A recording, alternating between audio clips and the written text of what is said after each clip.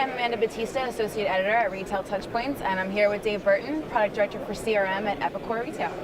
So Dave, I just wanted to gauge your interest in the show and get your perspective on some of the interesting things that you've seen and some of the interesting things that Epicor is showcasing. Absolutely.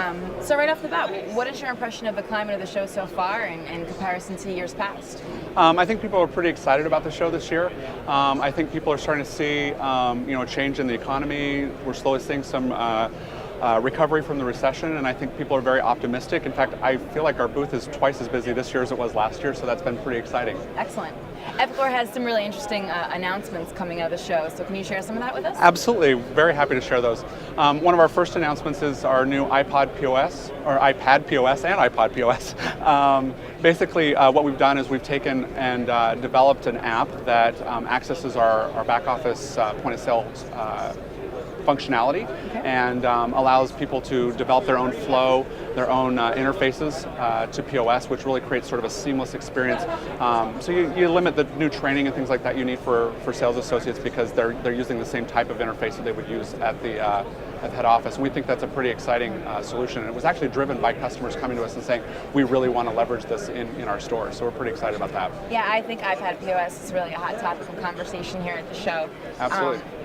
Other than that, where do you think retailers will be focusing their investments in 2011? I think that they're really going to be focusing it on things that will develop customer centricity. I think that's the buzzword we're hearing over and over and over is, we need to figure out better ways to talk to our customers. Right. We need to figure out, really get in touch with them one-to-one.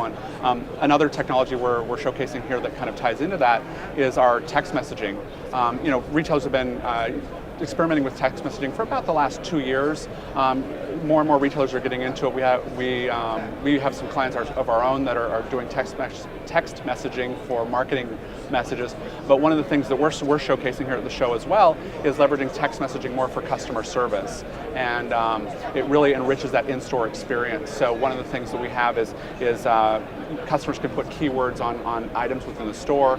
You can text that keyword to a short code, and then it will send you back a link that provides you with more information about the product. So if you don't have a lot of associates on the floor, it's sort of self-service customer service. It also allows you to forward that onto a friend and say, hey, I want this for Christmas, I want this for my birthday. Aspect, yeah. Exactly. And there's even a feature where you can say, I want to buy it right now in store, and push a button, it'll give you a barcode, you can take it over to the POS, scan it, and complete the transaction right there. You talked about mobile point of sale, you talked about SMS text messaging. What are some of the other trends that you think retailers are going to be dabbling into in the coming year?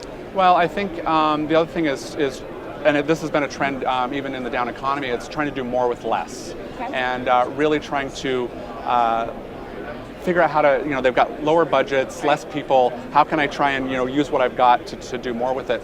We have a great example of that with our sales audit product. We have a retailer out there had roughly 2,000 stores, and they had 20 auditors that were doing all their transaction auditing. When they put in our sales audit solution, they were able to reduce that down to 4 auditors. They've now doubled to 4,000 stores, and they still only have 4 auditors. So really trying to have solutions that allow you to do more. Excellent.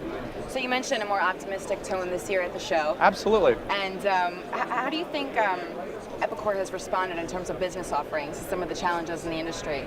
Well, I think we're really trying to address what people are looking for. As I said, customer centricity has been a big theme, and so obviously that comes into many areas. CRM is the obvious one, but we're even trying to focus more on customer centricity in all of our products, really enriching the customer experience at the POS and through the iPad.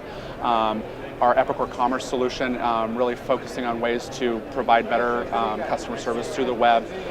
We've got a great product with our enterprise selling solution, and that really allows you to service the customer anywhere they want to be in any sort of environment, and provide, a customer can be in store and say, I want to pick this up in store, I want to pick it up, have it shipped to my home, anything. And that's actually, we tied that into Google this year. That was a pretty exciting technology. Yeah. You can actually search for a product on the web now via Google, and let's say you want to buy a snowboard or something like that, and Google's always been able to say, well, here's 10 stores that carry that product, but the disappointing thing is when you go to that store and they're like, oh, we're out of stock. Right. Well, now we've got what we call the Google adapter, and it ties in our enterprise selling solution into the Google search, and so now when you search, it'll say, here's 10 stores that carry this product, oh, and by the way, these 3 have it in stock.